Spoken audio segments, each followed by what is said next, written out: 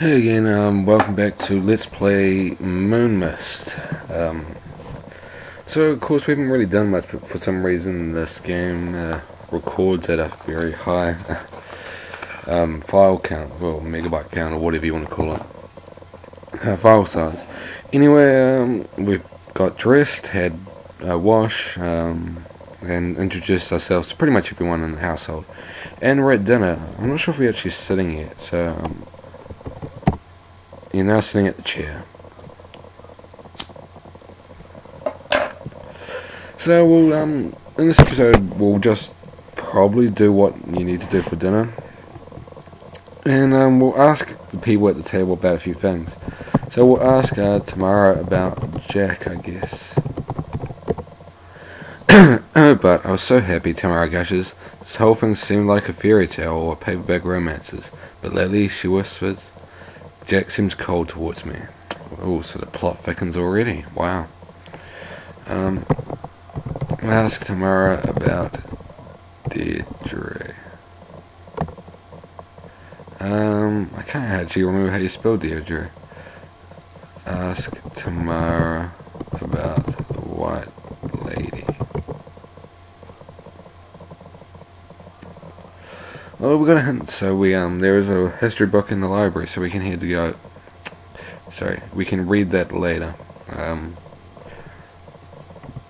Ask Vivian about painting. God, I don't know how to spell today. Ask Viv. How do you spell Vivian? Jesus Christ.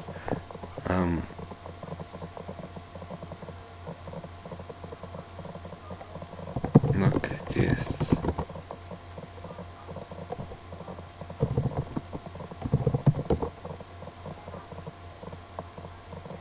Oh, Ian, sorry. Ask Vivian about painting.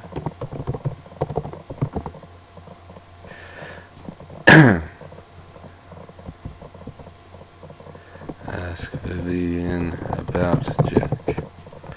Don't indulge in idle gossip. Ask Iris about Jack. So no one's really wanted to talk about Jack. Ask Iris about Ghost. It's quite dramatic, really. One night I couldn't sleep, so I got a poetic urge to get up on the fighting deck in the moonlight, commune with my soul. Iris goes on. As I started up the tower stairs, I saw this figure in white coming round this curved stairway, and my dear, I absolutely froze. The ghost turned around and floated back upstairs. By the time I recovered, it was gone. So everyone's seen the ghost, it seems. Ask Ian about Ghost. I myself haven't seen it. Ask Hyde about Ghost. Okay, we're getting into the big part now.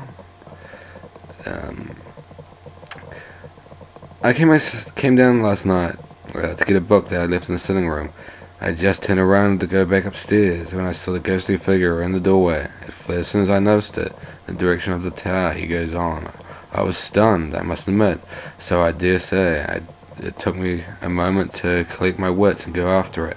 I ran into the tower, but the spectre had vanished. This happened, by the way, a couple of weeks ago on my last visit to Castle. Lord Deacon is desk is startled by an unexpected voice. Suddenly speaks. Good evening, all. It breaks in a low chuckle. Good Lord, Jack gasped. That's Uncle Lionel's voice. Dr. Winters points to the bronze bust. That's where it's coming from. We're already standing up, apparently, even though I told us to sit down. Look under bust. The bronze bust is hollow. When you lift it from its shelf, you discover a tape recorder underneath. For an elaborate clockwork timer, evidently the timer was set up to play the tape at the usual dinner hour on this day. And as it said, Vivian was the creator of the bust, so we'll ask her about the bust. Yes, that's one of my works. That's all she has to say. Lionel's voice continues. You're all here. I trust to honour the wishes expressed in my will, that 7 years should dine together at Tressilian Castle on the evening of my birthday. I guess it's kind of 7 of us.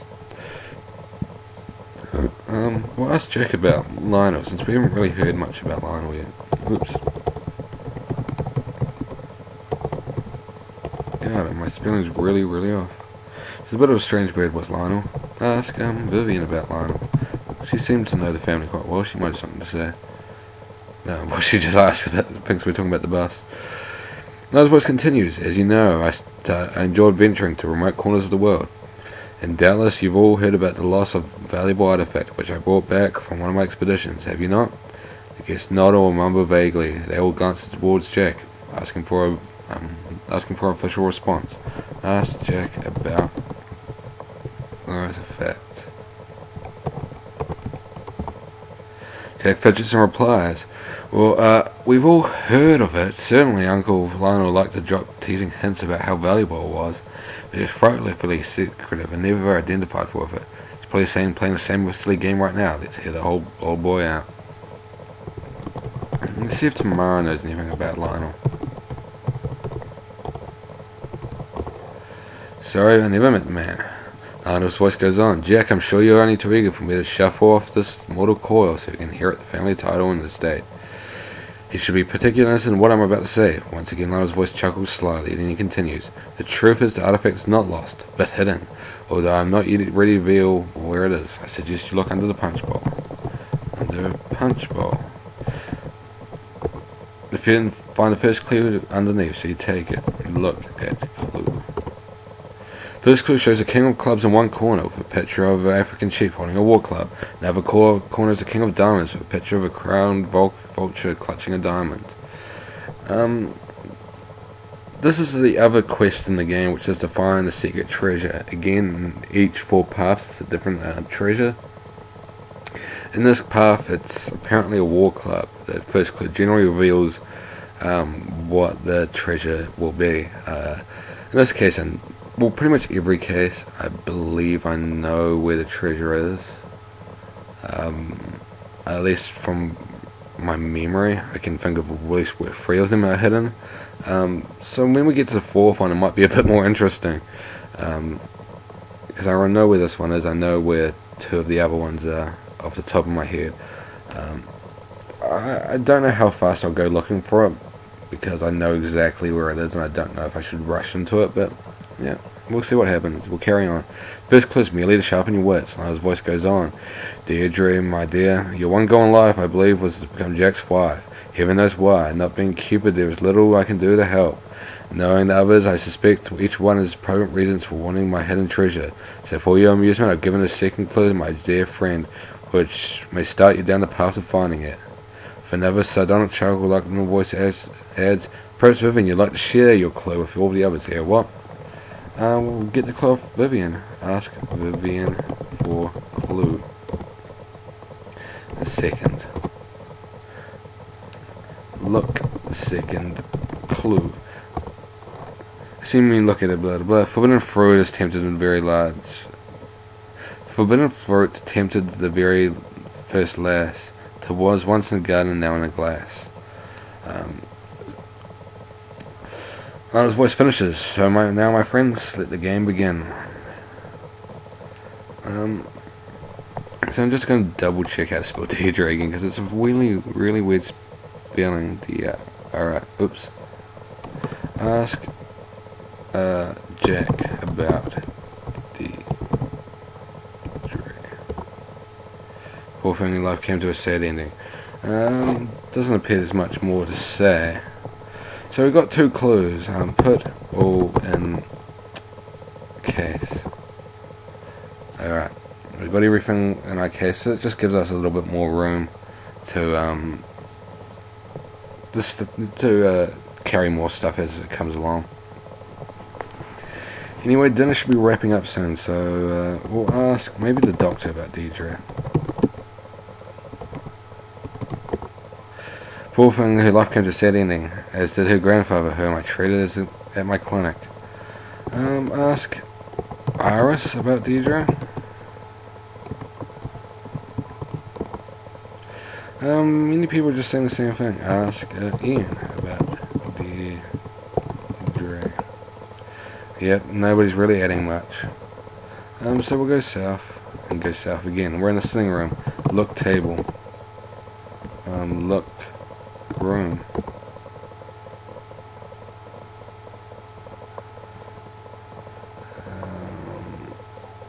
Get note. There should be a note in here. Holding the maid's note. Normally gentlemen remain at the table to enjoy cigars and port, while ladies repair to the drawing room. But tonight, it's the mysterious developments. Everyone goes to the sitting room, an unspoken agreement. We already raced them there, sir.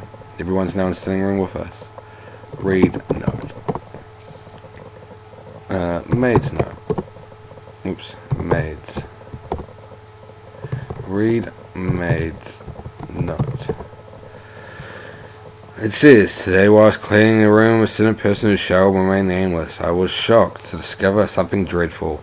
I hope I knows me place, your lordship, but I was brought up to be a perfectly respectable young woman. I cannot go working in the same roof where such wickedness takes place. I told the girl to give in to idle gossip, so I only say this. Maybe there's more than one reason anyone suspects why the so-called ghost prowls around the castle at night, if you know what I mean. I'm not the type that peeks through keyholes either, so maybe it's high time somebody did. I think the note's always the same, so it's kind of just a really lame tease to that somebody is involved in this, which goes without saying, to be fair. So there's a piano there. Let's ask Tamara to play piano. She says, I'm not very good at this sort of thing, but she says someone plays a lovely solo. Ask Jack to play piano. She says someone from Tamara and they play a lovely duet. Ask Doctor to play piano. Play a lovely trio. Ask Vivian. Oops. Vivian to play piano. Says someone play a lovely quartet. Ask Hyde to play piano. Quintet. Ask Ian to play piano. Sextet. Ask Iris to play piano. Oh, septet. And Jack's left. Well, let's tell him. He walks west. He's walking along. He leaves. Follow Jack. He walks upstairs. He walks upstairs. I'll quickly read this one. First floor is corridor is lined with doors. To the west is a heavy oak door with an ancient wrought iron fittings. There's bronze bas relief of a Tressling family crest, making this the master bedroom of the castle. Other doors lead northwest, east, northeast, and southeast. Stairs go up to the south end and down along the north end. Jack's walking along. He goes upstairs. Steps curves to the right. He walks south, by the way. Light comes from the fighting deck. The second floor corridor has doors leading to north, south, east, southeast. Stairways go east end and down the west end. Jack's walking along. He walks south. Now we're in the chapel, a bare and austere yet poignantly atmospheric relic of the medieval past. The chapel contains an altar, pulpit, font, and family pews of elaborately carved oak. The most memorable feature is a splendidly stained glass window, portrays vividly glowing colours, Eve tempting Adam with the forbidden fruit apple in the Garden of Eden. Lord Jack is searching. Yeah, so in each version of the game, one character will leave the drawing room or the sitting room and explore the castle. In this case, it's Jack. He's obviously startled and searching for the treasure. So that's kind of a hint there. Go to library. Oops. Get lamp. Can we turn light lamp? Look bookcase. Get history book. Ooh, secret passage. Anyway, we won't go there right now. We'll go to the basement. Look, wine rack. I think this is where it is. Look, wine. The basement. I should have read most of the stuff. I'll actually go back and read it. I'll go to the library. Now, you know, in the library, dusty bookcases tower around you. There's a table for reading, lamp, and an armchair near the fireplace. And when I got the book, it said some books. When I looked at the bookcase, some books dated as far back as the 16th century. Although some of them are fiction, most of them books are scientific, covered with vellum or leather, or some are in foreign languages, and many are pictures of skulls, spirits. A history book catches your eye. As you move the history book, the book has creaks open, revealing a secret passage. Now in the basement. The basement tower still holds traces of medieval past. As an ancient well, the basement now stores both Lionel's expedition gear and the castle wine cellar. The brick walls are damp and mossy. Stairway lies north, and the doors east and west. Look, wine rack.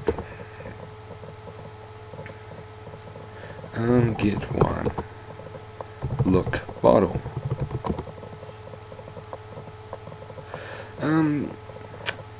Okay, we'll open the bottle then. And suddenly realize you don't need any wine or any more, as the case may be. I thought there was actually the other clue, so I'm not sure. Maybe that is the clue there. Look, wall. We'll end up here. Pull brick. Push brick. Push brick. Brick, God. Brick. Smash wall. Okay.